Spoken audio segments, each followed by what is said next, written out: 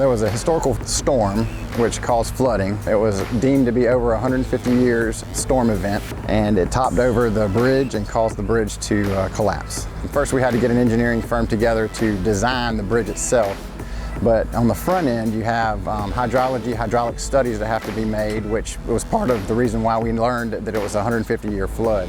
They have to tell us what size the bridge opening needs to be and why the bridge needs to be a little bit longer than it was. Originally, the bridge was about a 16-foot span, and the new one now is 60 foot, so that there's a big enough opening at the bottom of the bridge for any additional flooding that might occur in the future.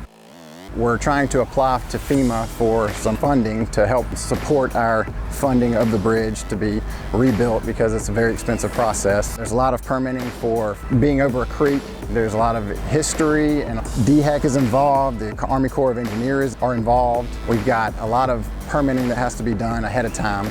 We have a crane.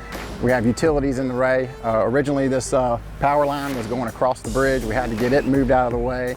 Also other utilities underground. We got natural gas, we've got AT&T, Spectrum, all kind of different water lines, all underground that have to be relocated. So that has to be coordinated before we even start building the bridge.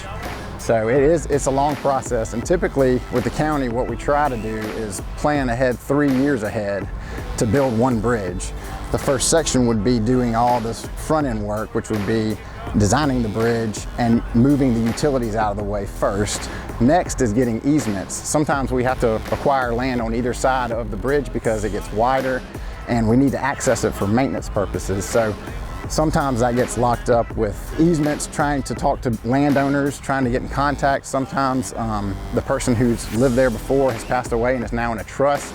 So it could take up to a year to even just get property approved or signed off by whoever owns the property to be able to get it. And then, of course, building the bridge.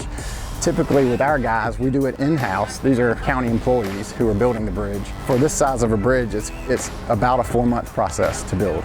And we're actually fast tracking it, so we're hoping to go a little bit faster.